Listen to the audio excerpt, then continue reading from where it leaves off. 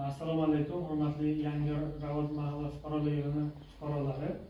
Bugun 15-aprel 2026-yil Prezidentimizning qarorlariga asosan uchrashuvlar o'tkazyapmiz.